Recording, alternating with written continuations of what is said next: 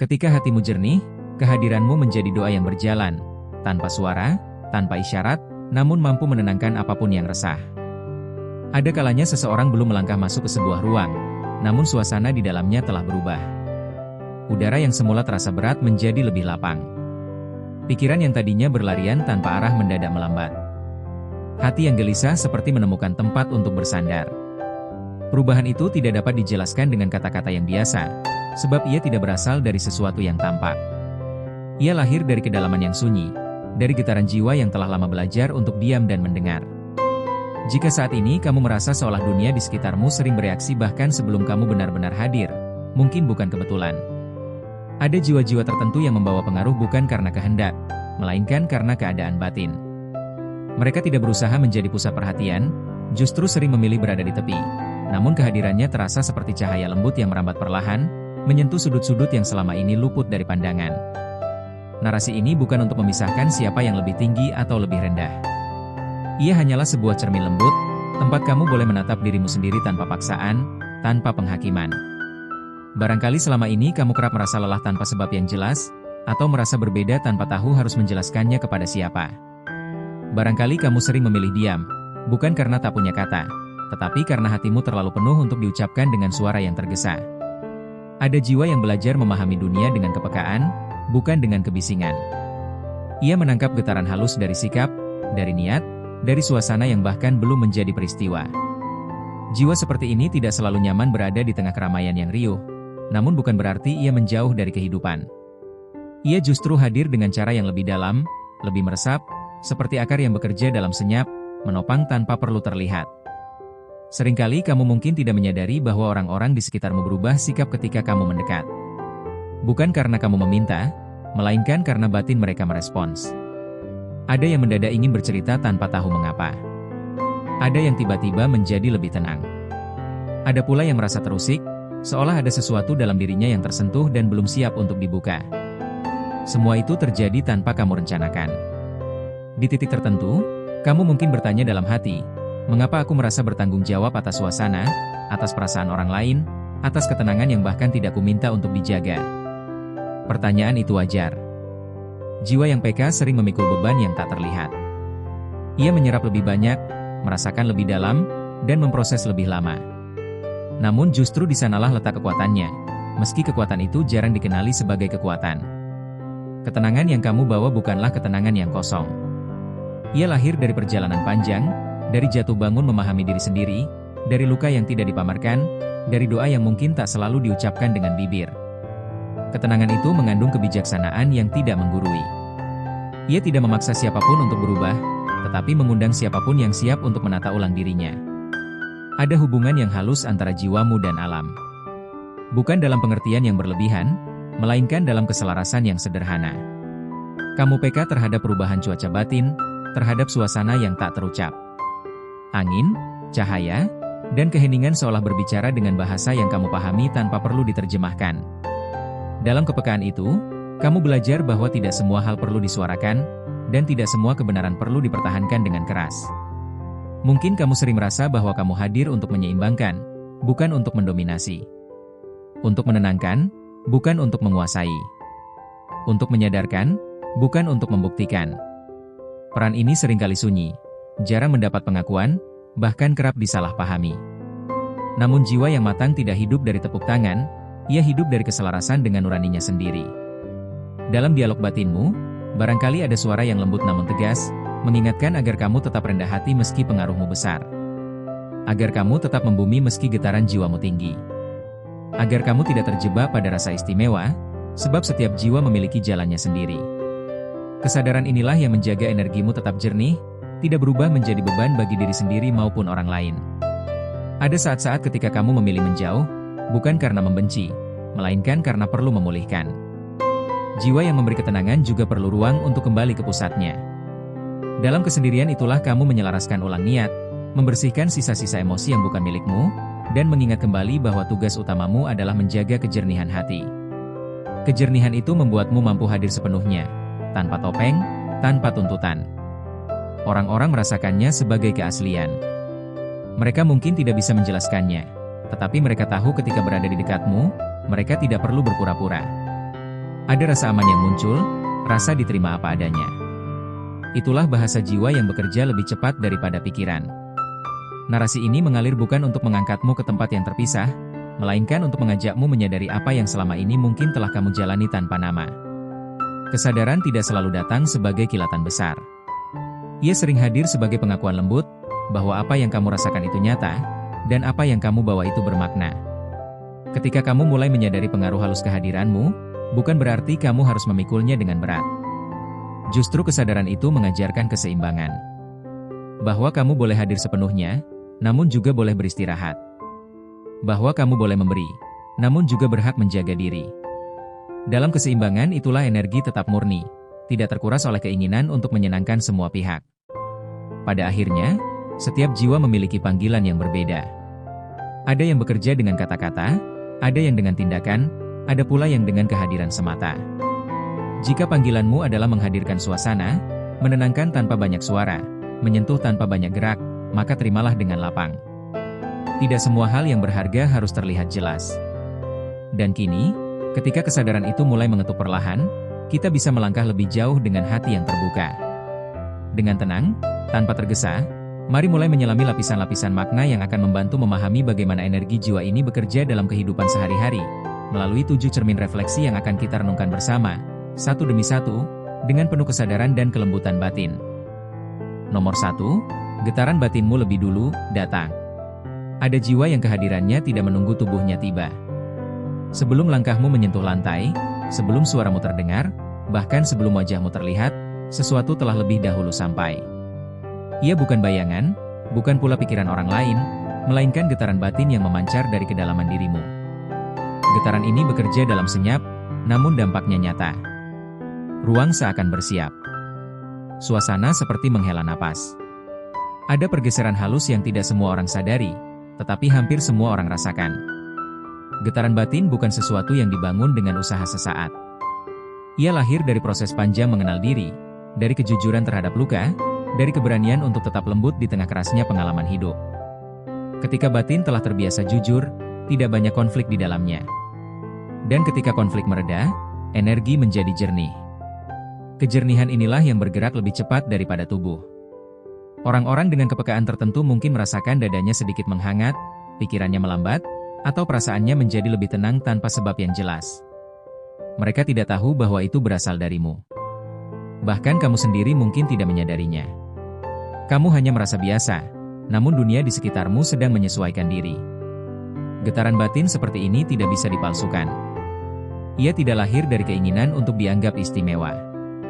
Justru seringkali muncul dari jiwa yang telah berkali-kali memilih diam daripada membalas, memilih memahami daripada menghakimi, memilih menata diri daripada mengubah orang lain. Setiap pilihan itu meninggalkan jejak, dan jejak-jejak itulah yang kemudian membentuk medan batin yang kuat namun lembut. Dalam keheningan itulah, kehadiranmu menjadi pesan. Bukan pesan yang meminta didengar, melainkan pesan yang dirasakan. Dan karena ia tidak memaksa, ia justru diterima. Getaran batinmu tiba lebih dulu karena ia tidak terhalang oleh ego, tidak terbebani oleh niat tersembunyi. Ia berjalan lurus, seperti doa yang tidak diucapkan, namun sampai ke tujuan. Nomor 2, ruang menjadi lebih hening dan tertata. Ketika kamu hadir, seringkali suasana berubah tanpa aba-aba. Percakapan yang semula tergesa menjadi lebih pelan. Tawa yang terlalu keras mereda dengan sendirinya. Bahkan keheningan yang tadinya canggung berubah menjadi nyaman. Seolah ruang menemukan kembali ritmenya. Ini bukan karena kamu meminta ketenangan, melainkan karena energimu membawa keteraturan batin. Keteraturan ini bukan soal kendali, melainkan keseimbangan. Jiwa yang telah belajar berdamai dengan dirinya sendiri memancarkan ketenangan yang menular. Bukan ketenangan yang membungkam, tetapi ketenangan yang mengundang. Orang-orang tidak merasa ditekan untuk diam, mereka justru merasa aman untuk melambat. Ruang, dalam arti batiniah, adalah kumpulan emosi, pikiran, dan niat dari orang-orang yang berada di dalamnya. Ketika terlalu banyak kegelisahan bercampur, ruang menjadi berat. Namun ketika satu jiwa hadir dengan batin yang tertata, ruang itu seperti menemukan porosnya. Energi yang berserakan perlahan kembali ke tempatnya. Kamu mungkin sering menjadi saksi bahwa pertemuan berjalan lebih tertib ketika kamu ada, atau suasana rumah terasa lebih tenang saat kamu pulang. Ini bukan kebetulan. Jiwa yang terlatih untuk menata dirinya sendiri secara alami menata ruang di sekitarnya, tanpa sadar dan tanpa usaha. Menariknya, keteraturan ini tidak bersifat memaksa. Jika ada jiwa yang belum siap, ia mungkin merasa tidak nyaman. Bukan karena energimu salah, tetapi karena ketenangan seringkali menjadi cermin yang jujur. Ia memperlihatkan kegaduhan batin yang selama ini ditutupi. Namun bagi mereka yang lelah dengan keramaian batin, kehadiranmu terasa seperti tempat singgah. Ruang menjadi hening bukan karena suara hilang, tetapi karena kebisingan batin mereda. Dan di sanalah, banyak orang tanpa sadar mulai mendengar dirinya sendiri. Itulah mengapa kehadiranmu sering dikenang, meski kamu tidak banyak berbicara. Nomor 3, emosi orang lain ikut menyesuaikan. Ada sesuatu yang halus namun mendalam ketika emosi orang lain berubah di sekitarmu. Jiwa yang gelisah tiba-tiba ingin bercerita. Jiwa yang keras menjadi lebih lunak. Jiwa yang tertutup perlahan membuka celah. Semua itu terjadi tanpa strategi, tanpa teknik, tanpa niat untuk mengatur. Ia terjadi karena resonansi. Emosi adalah bahasa yang sangat peka. Ia membaca niat lebih cepat daripada kata-kata. Ketika seseorang berada di dekatmu, emosinya menangkap bahwa ia tidak sedang dihakimi. Tidak dituntut untuk menjadi apapun. Tidak dipaksa untuk menjelaskan diri. Rasa aman inilah yang membuat emosi berani menyesuaikan diri. Namun penyesuaian ini tidak selalu nyaman. Ada kalanya orang menjadi lebih sensitif di dekatmu. Luka lama terasa naik ke permukaan. Perasaan yang lama ditekan ingin keluar. Ini bukan karena kamu melukai, tetapi karena energimu membuka ruang kejujuran. Dan kejujuran seringkali datang bersama rasa tidak nyaman sebelum akhirnya melegakan. Jiwa terpilih Nusantara sering membawa sifat penyeimbang. Ia tidak menambah api pada emosi yang panas, dan tidak mengabaikan emosi yang dingin.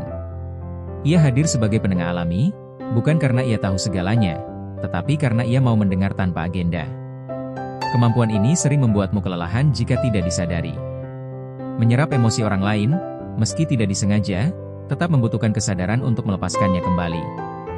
Namun ketika kamu mampu menjaga batas batin, peran ini menjadi anugerah, bukan beban. Emosi orang lain menyesuaikan diri karena mereka merasakan keaslian. Tidak ada topeng yang kamu pakai, maka mereka pun berani menurunkan topengnya. Dalam ruang itulah, pertemuan jiwa terjadi. Sunyi, jujur, dan bermakna.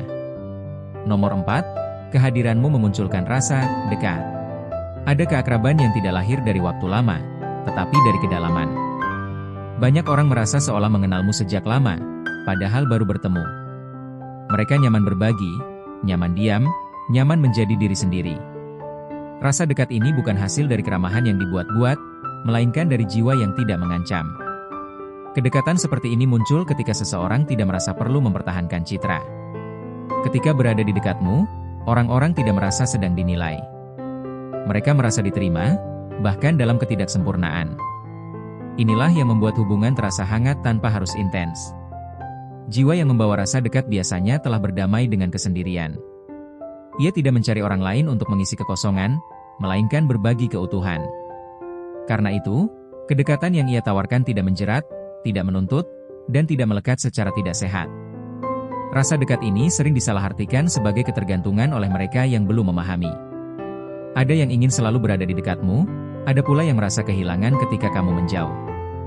Disinilah kebijaksanaan diperlukan, agar kedekatan tetap menjadi ruang pertumbuhan, bukan ikatan yang membatasi. Kehadiranmu mengingatkan banyak orang pada rumah, bukan sebagai tempat fisik, tetapi sebagai rasa. Rasa aman, rasa diterima, rasa tidak perlu berjuang sendirian. Dan meski kamu tidak menjanjikan apapun, rasa itu sudah cukup bagi banyak jiwa. Kedekatan yang kamu bawa bukan untuk dimiliki, melainkan untuk dialami. Ia datang dan pergi dengan alami, meninggalkan jejak kesadaran bahwa hubungan yang sejati tidak selalu ribut, tidak selalu intens, tetapi selalu jujur dan menenangkan. Nomor 5, alam seakan merespons kehadiranmu. Ada hubungan yang tidak banyak disadari antara jiwamu dan alam di sekitarmu. Bukan hubungan yang penuh simbol atau dicari-cari, melainkan keselarasan yang tumbuh dengan sendirinya. Ketika kamu hadir dengan batin yang tenang, alam seolah ikut menyesuaikan. Udara terasa lebih ringan. Angin berhembus dengan ritme yang menenangkan. Cahaya tampak lebih lembut, tidak menyilaukan, seakan tahu kapan harus menyentuh dan kapan harus memberi jarak. Ini bukan tentang kekuatan yang mengendalikan, melainkan kepekaan yang menyatu. Jiwa yang telah lama belajar mendengar tidak hanya mendengar manusia, tetapi juga bahasa semesta yang halus. Bahasa ini tidak diucapkan dengan kata, namun dirasakan melalui rasa nyaman yang tiba-tiba muncul tanpa sebab logis. Banyak orang mungkin menganggapnya kebetulan, tetapi bagi jiwa yang peka, ada keteraturan lembut di baliknya. Kamu mungkin sering merasa lebih hidup ketika berada di alam terbuka, atau justru merasa alam hadir bersamamu meski kamu berada di ruang tertutup. Ini terjadi karena batinmu tidak sepenuhnya terputus dari ritme alami. Kamu tidak memaksa dirimu untuk selalu cepat, selalu ramai, selalu bereaksi. Dalam ketenangan itulah, kamu bergerak seirama dengan sesuatu yang lebih besar dari dirimu sendiri. Alam merespons bukan karena kamu istimewa, melainkan karena kamu selaras. Selaras dengan diam, selaras dengan jeda, selaras dengan siklus datang dan pergi. Jiwa seperti ini tidak melawan perubahan, ia mengalir bersamanya. Dan ketika jiwa mengalir, alam pun menyambut.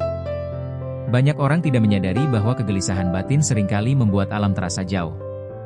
Sebaliknya, ketenangan batin membuat alam terasa dekat, bahkan di tengah kota yang padat. Kehadiranmu membawa pengingat sunyi bahwa manusia bukan penguasa alam, melainkan bagian darinya. Dan ketika kesadaran itu hidup, alam pun terasa ramah, bukan asing. Nomor 6, tanpa disadari, kamu menjadi penentu arah suasana. Ada momen-momen ketika kamu menyadari bahwa arah sebuah pertemuan berubah setelah kamu berbicara, atau bahkan setelah kamu hanya hadir dan mendengarkan. Pembicaraan yang semula dangkal perlahan menjadi lebih bermakna. Nada yang semula keras melunak. Bahkan konflik yang hampir muncul mereda tanpa perlu dihadapi secara frontal. Kamu bukan penentu karena ingin mengatur, melainkan karena energimu memberi contoh. Jiwa yang stabil secara batin memberi sinyal kepada sekitar bahwa tidak semua hal perlu dibesar-besarkan. Bahwa ada cara lain untuk merespons selain reaksi cepat dan emosional. Tanpa menggurui, tanpa mengoreksi, kamu menghadirkan alternatif yang terasa lebih menenangkan. Seringkali kamu sendiri tidak menyadari peran ini. Kamu hanya merasa sedang menjadi diri sendiri. Namun orang lain menangkapnya sebagai kepemimpinan batin. Bukan kepemimpinan yang memerintah, tetapi yang mengarahkan melalui ketenangan. Ini adalah bentuk pengaruh yang jarang disadari, namun sulit diabaikan. Menjadi penentu suasana bukan berarti selalu benar atau selalu diikuti. Ada kalanya kehadiranmu justru menantang mereka yang terbiasa hidup dalam kegaduhan. Namun bahkan dalam penolakan, energimu tetap bekerja. Ia menanam benih kesadaran yang mungkin baru tumbuh jauh setelah kamu pergi. Peran ini menuntut keseimbangan yang halus. Jika tidak disadari, kamu bisa merasa terbebani, seolah harus selalu menjaga suasana agar tetap baik. Padahal, tugasmu bukan menjaga semua hal, melainkan menjaga kejernihan dirimu sendiri. Ketika dirimu jernih, suasana akan menemukan jalannya sendiri. Pengaruhmu bukan berasal dari usaha keras, melainkan dari konsistensi batin. Dari pilihan-pilihan kecil yang kamu ambil setiap hari untuk tetap jujur, tetap lembut, dan tetap sadar. Dari situlah arah suasana berubah, mengikuti getaran yang kamu pancarkan tanpa sadar. Nomor 7, jejak energi tertinggal meski kamu telah pergi. Ada sesuatu yang tinggal setelah kehadiranmu usai. Bukan kenangan yang ramai, bukan pula kata-kata yang terus diulang, melainkan rasa. Rasa tenang yang menetap. Rasa lapang yang sulit dijelaskan. Rasa bahwa sesuatu telah bergeser ke tempat yang lebih tepat. Orang-orang mungkin tidak langsung menyadarinya. Namun setelah kamu pergi, mereka merasakan perbedaan. Ruang terasa lebih tertata. Pikiran terasa lebih jernih. Bahkan keputusan yang diambil setelah pertemuan denganmu seringkali terasa lebih mantap. Itulah jejak energi yang tidak kasat mata, namun nyata dampaknya.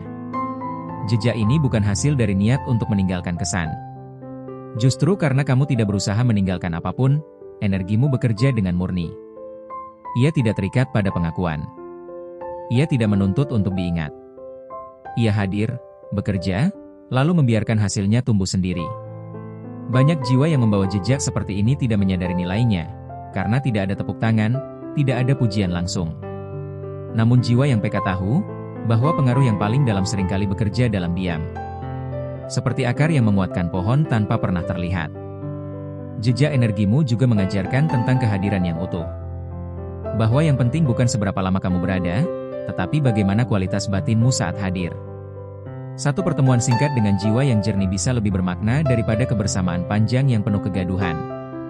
Ketika kamu menyadari bahwa energimu meninggalkan jejak, bukan untuk membuatmu bangga, melainkan untuk membuatmu lebih bertanggung jawab pada kejernihan hatimu.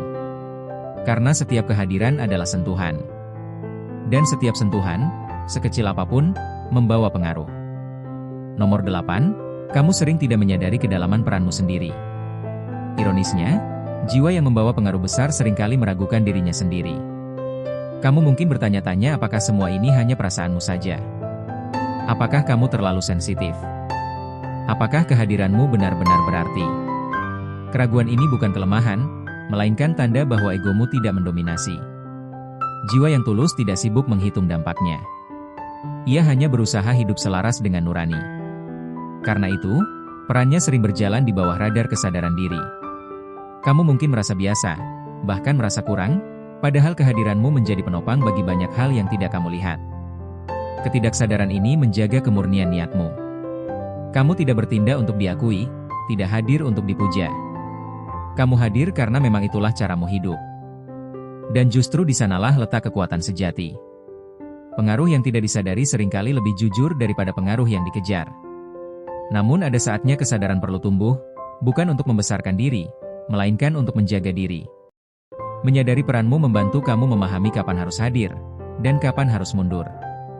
Kapan harus memberi, dan kapan harus memulihkan. Tanpa kesadaran ini, jiwa yang memberi bisa terkuras. Kesadaran juga membantumu menerima bahwa tidak semua orang akan memahami atau menghargai caramu. Ada yang merasa terbantu, ada yang merasa terganggu. Keduanya bukan urusanmu. Tugasmu bukan menyenangkan semua pihak, melainkan setia pada kejernihan batinmu sendiri. Pada akhirnya, kedalaman peranmu bukan sesuatu yang perlu diumumkan. Ia cukup disadari dengan rendah hati. Bahwa kamu hadir bukan tanpa alasan. Bahwa energimu bekerja meski kamu diam. Dan bahwa menjadi dirimu sendiri, sepenuhnya dan jujur, sudah lebih dari cukup untuk mengubah suasana, bahkan sebelum kamu benar-benar hadir. Jika kamu ingin, aku bisa menyatukan nomor 18 menjadi satu naskah utuh untuk voice over YouTube berdurasi panjang, atau mengadaptasinya menjadi versi yang lebih mistis atau lebih sofistik sesuai karakter channelmu. Kesimpulan dari seluruh pembahasan ini bukanlah sebuah penetapan tentang siapa yang lebih tinggi atau siapa yang lebih istimewa. Ia bukan pula label yang harus disematkan dengan bangga. Kesimpulan ini adalah undangan lembut untuk memahami bahwa ada cara hadir di dunia yang tidak selalu bersuara keras, namun meninggalkan pengaruh yang dalam. Bahwa ada jiwa-jiwa yang bekerja bukan melalui dominasi, melainkan melalui kejernihan batin. Bahwa perubahan tidak selalu dimulai dari tindakan besar, tetapi dari keadaan hati yang jujur dan selaras. Dari awal hingga akhir, yang sesungguhnya dibicarakan bukanlah keajaiban, melainkan kesadaran. Kesadaran bahwa batin manusia memancarkan sesuatu, entah disadari atau tidak. Kesadaran bahwa setiap orang membawa medan rasa yang memengaruhi ruang, suasana, dan jiwa lain di sekitarnya. Dalam diri sebagian orang, medan ini terbentuk begitu halus namun kuat, bukan karena ambisi, tetapi karena perjalanan panjang berdamai dengan diri sendiri. Ketika getaran batin hadir lebih dulu sebelum tubuh, itu menandakan bahwa batin telah menjadi pusat. Tidak lagi terpecah oleh dorongan ingin diakui, ingin dipahami, atau ingin menang. Batin yang utuh bergerak lebih cepat karena ia tidak terhambat oleh konflik internal. Dari sanalah lahir kehadiran yang terasa meski belum terlihat. Kehadiran yang tidak memaksa perhatian, tetapi mengundang kesadaran. Ruang yang menjadi lebih hening dan tertata bukanlah hasil dari kontrol, melainkan dari resonansi. Ketenangan sejati tidak menekan, ia menular. Ia tidak meminta orang lain untuk berubah, tetapi memberi contoh melalui keadaan. Ketika satu jiwa berada dalam keteraturan batin, jiwa lain secara alami mencari keseimbangan. Dalam keheningan itulah banyak hal menemukan tempatnya kembali. Emosi orang lain yang menyesuaikan diri menunjukkan bahwa hubungan antar manusia jauh lebih dalam daripada sekadar kata-kata. Emosi membaca kehadiran lebih jujur daripada pikiran. Ia merespons rasa aman, keaslian, dan ketulusan. Jiwa yang tidak menghakimi membuka ruang bagi kejujuran orang lain, meski kejujuran itu terkadang datang bersama air mata, kegelisahan, atau kebingungan. Namun di sanalah proses penyembuhan sering dimulai. Rasa dekat yang muncul tanpa perlu waktu lama menegaskan bahwa kedalaman lebih penting daripada durasi. Hubungan yang sejati tidak selalu dibangun dari kebersamaan yang panjang, tetapi dari pertemuan batin yang jujur. Ketika seseorang merasa diterima apa adanya, tanpa tuntutan untuk menjadi versi tertentu, kedekatan pun tumbuh dengan alami. Kedekatan seperti ini tidak mengikat, tidak menuntut, dan tidak melelahkan. Respon alam terhadap kehadiran batin yang selaras mengingatkan bahwa manusia bukan makhluk yang terpisah dari semesta. Ketika batin tenang, alam terasa ramah. Ketika batin gelisah, alam terasa jauh. Ini bukan soal keyakinan berlebihan, melainkan pengalaman halus yang dirasakan oleh mereka yang mau melambat dan mendengar. Keselarasan dengan alam adalah cerminan dari keselarasan dengan diri sendiri. Menjadi penentu arah suasana tanpa sadar menunjukkan bahwa pengaruh sejati tidak selalu lahir dari posisi atau otoritas. Ia lahir dari konsistensi batin. Dari cara seseorang merespons tekanan, dari caranya mendengarkan tanpa menyela, dari caranya hadir tanpa agenda tersembunyi. Kepemimpinan semacam ini tidak diumumkan, namun dirasakan. Tidak diminta, namun diikuti. Jejak energi yang tertinggal setelah kepergian seseorang mengajarkan bahwa kehadiran tidak diukur dari lamanya waktu, melainkan dari kualitas batin. Ada pertemuan singkat yang mengubah arah hidup seseorang, dan ada kebersamaan panjang yang tidak meninggalkan apa-apa. Jejak yang paling dalam seringkali ditinggalkan oleh mereka yang tidak berusaha meninggalkan kesan. Dan pada akhirnya, ketidaksadaran akan kedalaman peran diri sendiri justru menjadi penjaga kemurnian. Jiwa yang tulus tidak sibuk menghitung pengaruhnya. Ia hidup sesuai nurani, dan membiarkan dampaknya bekerja sendiri. Namun kesadaran yang tumbuh perlahan tetap penting, bukan untuk meninggikan diri, melainkan untuk menjaga diri. Agar memberi tidak berubah menjadi menguras. Agar hadir tidak berubah menjadi kehilangan diri. Kesimpulan terdalam dari semua ini adalah bahwa dunia tidak selalu membutuhkan lebih banyak suara, lebih banyak pendapat, atau lebih banyak pembuktian. Dunia seringkali membutuhkan lebih banyak kehadiran yang utuh. Kehadiran yang jujur.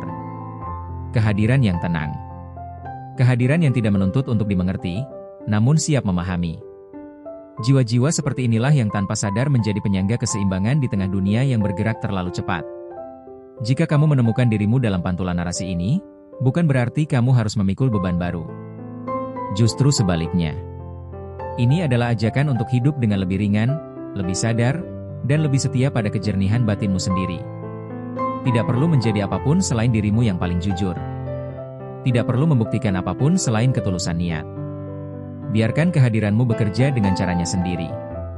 Biarkan ketenanganmu menjadi bahasa. Biarkan keaslianmu menjadi jalan. Dan jika suatu hari kamu merasa lelah, ingatlah bahwa istirahat juga bagian dari kesadaran. Jiwa yang memberi cahaya pun perlu kembali ke sunyinya agar tetap jernih. Sebagai penutup untuk channel YouTube ini, semoga setiap narasi yang kamu dengarkan di sini bukan sekadar lewat di telinga, tetapi berdiam sejenak di hati. Jadikan setiap kata sebagai ruang refleksi, bukan sebagai klaim kebenaran. Ambil yang selaras, lepaskan yang tidak.